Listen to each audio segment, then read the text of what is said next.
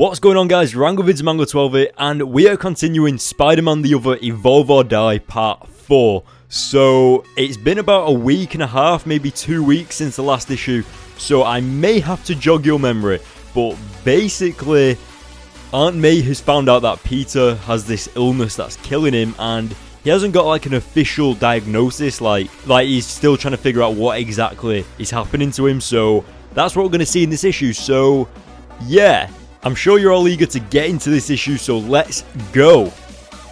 So of course, as I've just previously said, Aunt May has just figured out that Spider-Man, or Peter, has got some kind of serious illness and he's been diagnosed with it, but we don't exactly know what it is. It's not an official confirmation, and Peter has too much pride to go to the Avengers, to go to the Fantastic Four, or anything like that. So Aunt May is just taking the matter into her own hands and just going straight to Tony Stark with this ordeal and being like, Tony, man, help us out here, please.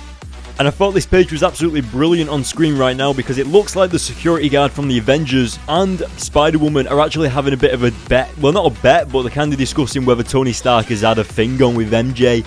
And I think that security guard was Luke Cage.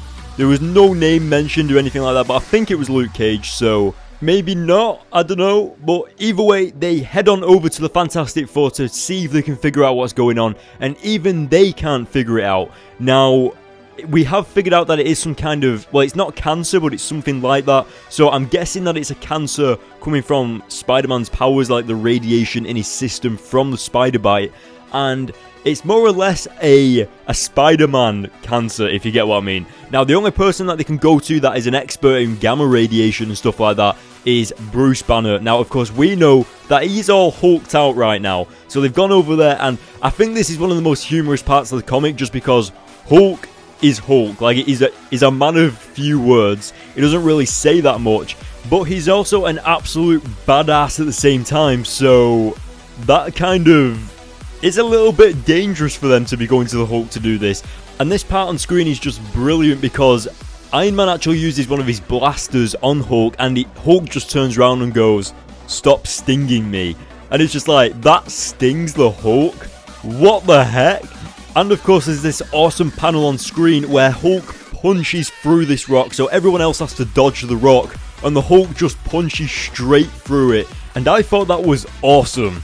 As we move on further into the fight against the Hulk, they're trying to calm him down, trying to get Bruce Banner back, and out of all things to do this, it's Spider-Man that tells a knock-knock joke, and Bruce Banner finally comes back somehow. The knock-knock joke made Bruce Banner laugh, and boom, Bruce Banner is back, and the Hulk is back down deep inside Bruce Banner's body, and it's all good. Now, Bruce Banner, who is an expert on gamma radiation, still couldn't solve what is going on with Peter. And that's when we get turned over to Black Panther, and we actually go over to Africa, the home origin of the Spider God Anansi. And we did actually see him in one of the Spider-Verse issues that I reviewed a few months ago. You can click on the top left of the screen now to go watch that review, and yeah, so getting back into this issue, I love the part where he tells Spider-Man not to take his mask off because the civilians actually think that he is the Spider God. And then it goes to the next page and he has his mask off. Like, was that intentional? I don't know. But either way, they still can't figure out what's going on with Spider-Man, so they go over to Anansi's Spider God temple. And I love this part where Spider-Man says that he's not going in, and the Black Panther says, "Yeah, you're right, let's just go home." And I thought that was awesome. Now, there's a lot of humorous sides in this comic, especially with Peter getting his hair braided right here. And sadly, they still can't figure out what is going on with Peter, even after he's been through all of this stuff. Now, it doesn't look like it's very good news, so now he's gone back to New York, he's recollected on his life, talking about how he was more concerned with dying when he was younger, but thank God that didn't happen. And also how he hasn't spent that much time with Mary Jane, you know, like treating her to a holiday, having kids, going out to fancy meals and stuff like that. But whilst he's thinking about that, the criminal Ox actually pops up. Now, you guys have probably heard of Ox. You've probably heard him in a bunch of comics like Ultimate Spider-Man and Spider-Man Shattered Dimensions. He goes along with Fancy Dan, the ladies' man. They found him in a garbage can. Do you remember that in Spider-Man Shattered Dimensions and in Ultimate Spider-Man comics? Well, this is the 616 version, obviously, and Spider-Man just starts beating the living crap out of Ox, and he's not cracking any jokes, he's dead serious, obviously not taking any messing, and just whilst he's in the middle of that, Ox turns into Marlon.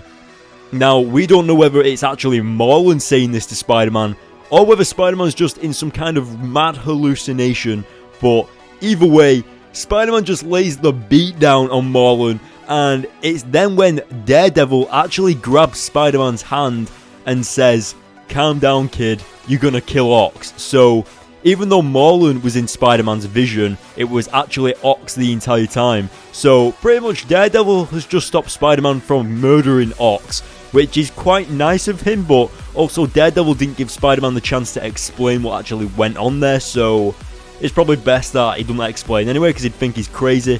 But yeah, so now we move over to Doctor Strange. Now this is the last hope for Spider-Man. Can Doctor Strange and his mystical powers of magic help him, or at least cure him, or something along those lines? Give him something, but still, that can't be done.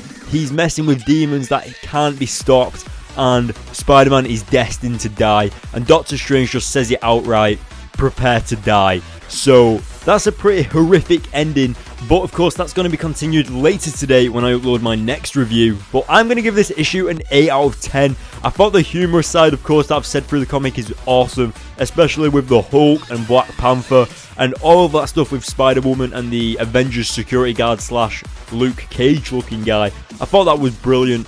But yeah, so the art wasn't too bad either. I thought the art was good. I liked the little Easter egg with Anansi the Spider God. That was nice to see. But still, Marlon is still coming into it, popping in every now and again. And it's next issue, I think, when Marlon fully comes into the comic and starts laying the beat down on Spider-Man, so look out for that. So yeah, guys, make sure you hit like button on this video. Don't forget to go to the link in the description to my Facebook page. I have just revealed that Venom is going to be featured in the upcoming Secret Wars event, so head on over to my Facebook page and read about that. He's actually going to be called Venom Hydra, and he's going to have a Hydra label on his chest. Well, a symbol on his chest. So go over to my Facebook page and check that out. And of course, there's plenty of other previews up there, so go over there, hit the like button on there as well. Make sure you hit the subscribe button, and I will see you guys in my next video. I'm